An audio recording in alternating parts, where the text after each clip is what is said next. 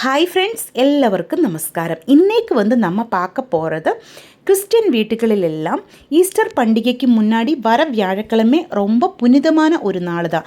அன்னைக்கு கேரளா கிறிஸ்டின் வீட்டுகளில் எல்லாம் தயார் பண்ணுற ஒரு ஸ்பெஷல் அப்பவும் அதனோட கூட தொட்டு சாப்பிட்றதுக்காக ஒரு பாலும் செய்வாங்க. அதனோட ரெசிபி தான் உங்களுக்காக இன்றைக்கு நான் ஷேர் பண்ணுறேன். இந்த அப்பத்துக்கு பெசகா அப்பம், குரிஷப்பம், அதே மாதிரி இன்றி அப்பம் அப்படி எல்லாம் மலையாளத்தில் இதுக்கு பேர் இருக்கும். இது எப்படி செய்யலாம் என்று நமக்கு பார்க்கலாம். அதுக்காக ஒரு கப்பு வறுத்த பச்சரிசி மாவை நான் எடுத்து வச்சிருக்கிறேன். கூட 2 டேபிள் ஸ்பூன் உளுத்தம் பருப்பு ஊற வச்சு எடுத்தது தான் இது.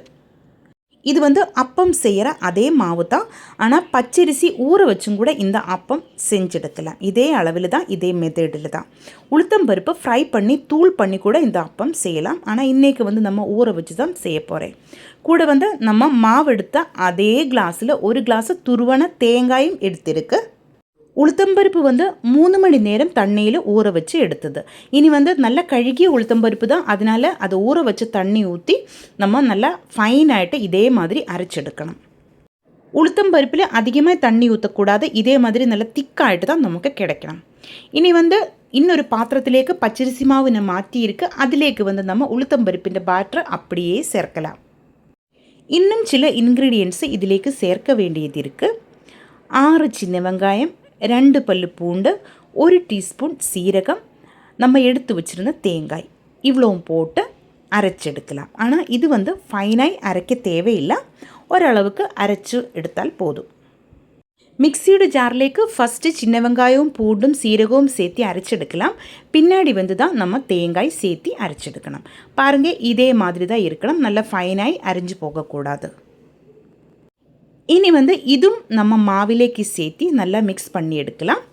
மிக்சியோட ஜார்லேக்கு 2 டேபிள் ஸ்பூன் தண்ணி ஊற்றி அந்த தண்ணியும் இதிலேக்கு சேர்க்கலாம். ஆனால் அதிகமாக தண்ணி இதிலேக்கு சேர்க்கக்கூடாது. நல்லா திக்காயிட்டிருக்கிற பேட்டர் தான் நமக்கு வேணும். இனி இதிலேக்கு தேவையான உப்பு சேர்க்கலாம். இந்த பெசகா அப்பம் பண்ணும்போது இதில் உப்பு கரெக்டாக இருக்குதா என்று செக் பண்ணி பார்க்கக்கூடாது. அது பாரம்பரியம் தான். அதனால் உப்பு கரெக்டாக சேர்த்திக்கோங்க. இது ரொம்ப விசுத்தமான ஒன்றாயதுனால தான் பழைய காலத்தில் வயசானவங்க இந்த மாதிரி சொல்வாங்க. உப்பும் சேர்த்தி கொஞ்சமாக தண்ணி ஊற்றி பாருங்கள், இதே மாதிரி தான் நம்ம மாவை ரெடி பண்ணி எடுக்கணும். நல்லா திக்காய பேட்டராக இருக்கணும். அப்புறமா இதே மாதிரி ஒரு பாத்திரத்தில் தேங்காய் எண்ணெய் தடவியதுக்கு பின்னாடி இந்த பாத்திரத்திൻ്റെ பாதி வரைக்கும் நமக்கு மாவு ஊற்றலாம். இது கேக் டின்னு தான், ஆனால் உங்களுக்கு சாப்பிட்ற ஸ்டீல் தட்டு கூட இந்த அப்பம் செய்கிறதுக்காக யூஸ் பண்ணலாம். மாவு ஊற்றியதுக்கு அப்புறமா இதே மாதிரி டாப் பண்ணி எடுத்துக்கோங்க. அந்த ஏர் பபிள்ஸ் எல்லாம் போகிறதுக்காக தான் இந்த மாதிரி டாப் பண்ணி கொடுக்கறது. இனி இந்த மாவுக்கு மேலே ஹோசன்னா ஞாயிற்றுக்கிழமை சர்ச்சில் ஆசீர்வதிக்கப்பட்ட குருத்தோலை வச்சு சிலுவை வைக்கணும். ஆனால் எங்கிட்ட குருத்தோலையில் இதே மாதிரி ஒரு பச்சை கீற்று தான் எனக்கு கிடச்சிருக்கு. இதே வச்சு நமக்கு இந்த அப்பத்தின் மேலே சிலுவை வைக்கலாம். அப்பத்தின் மேலே சிலுவை வைக்கிறது ரொம்ப விசேஷமான ஒரு விஷயம்தான். இந்த பெசகா அப்பம் பெசகா வியாழக்கிழமை தான் செய்வாங்க.